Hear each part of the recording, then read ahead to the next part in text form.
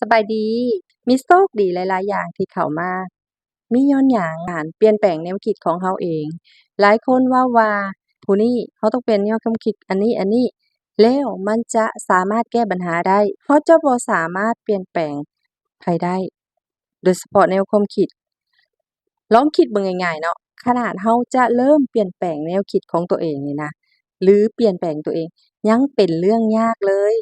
แล้วนับประสาหยังเราจะไปเปลี่ยนแปลงคนอื่น ฉะนั้นสิ่งที่เราจะเฮ็ดง่ายกว่าคือเปลี่ยนตัวเราเอง แนวคิดของเราเอง วิธีการต่างๆ ข้อยเป็นคนโง่เว้าบ่ค่อยเข้าใจ ข้อยก็เลยคิดว่าข้อยต้องเปลี่ยนตัวเอง พัฒนาตัวเองมาได้ 2-3 ปีแล้ว พัฒนาตัวเองบ่อนใดก็บ่อนความคิดเนาะ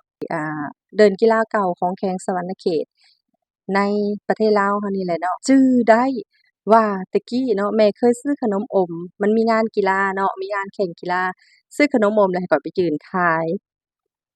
มุมนั้นจุดนั้นข้อยยังจื้อเลยว่าข้อยยืนขายอยู่หั้นเนาะ มีเด็กน้อยที่เลาก็สิขี้ดื้อบ่หรือเลาเห็นว่าข้อยเป็นคนโง่บ่และอยากเอาเปรียบข้อยเนาะ เลาก็แล่นกายมาเลาก็จับขนมแล้วเลาก็แล่นไป อยู่3รอบข้อยเฮ็ดหยังบ่ได้ ข้อยบ่กล้าด่า ข้อยบ่กล้าร้ายย้อนหยัง ย้อนเขา ย้านเขาน่ะกลับมาตีข้อย ความโง่ของข้อยก็ ดีคือเทื่อหนึ่งเนาะ เฮ็ดให้ข้อยอยู่รอดในสังคมมาฮอดมื้อนี้ บ่ซั้นจักว่าถูกตีหมุ่นตั้งแต่ตอนนั้นแล้วบ่จัก ข้อยก็เจอกับสภาพแบบนี้มาหลายๆ และข้อยก็เปลี่ยนตัวเองมาเรื่อยๆ ปกป้องตัวเองหลายขึ้น เดี๋ยวนี้ข้อยนอกจากว่า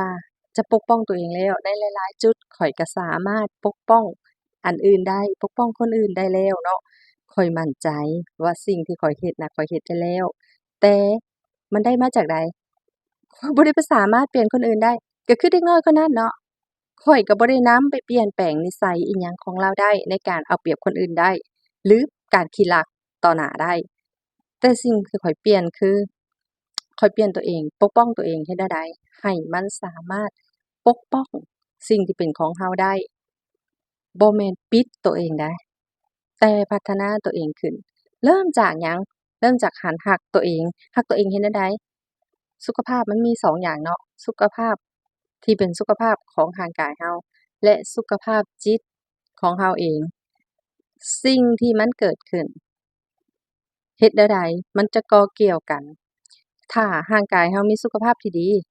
จิตใจเราก็สิมีสุขภาพที่ดีขึ้นไปนำ อันนี้เป็นเรื่องง่ายๆที่ว่าถ้าหลายคนลองเฮ็ดเบิ่งเนาะ มันจะดีหลาย มันจะช่วยเฮ็ดให้เราอยู่ในสังคมหรือสภาพเศรษฐกิจอิหยังต่างๆที่ดีขึ้น ขึ้นเนาะ ขึ้นมาใส่หลายๆจุดหลายๆอย่างเนาะ ข้อยรู้สึกว่า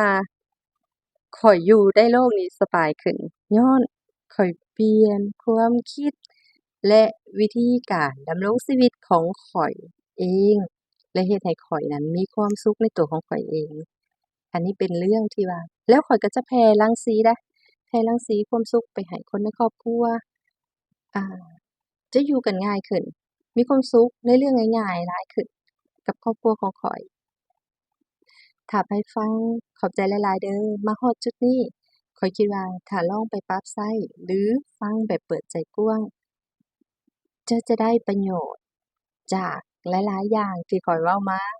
แต่คันฟังแบบอคติ จักเว้าหยังก็บ่รู้ บ่ค่อยเข้าใจเดะ น่าเบื่อนะ นิตาพรเว้าหยังอีกแล้วแบบนี้หั้นนะ เจ้าก็จะอยู่ในจุดเก่า แนมข้อยในจุดเก่าแบบนั้น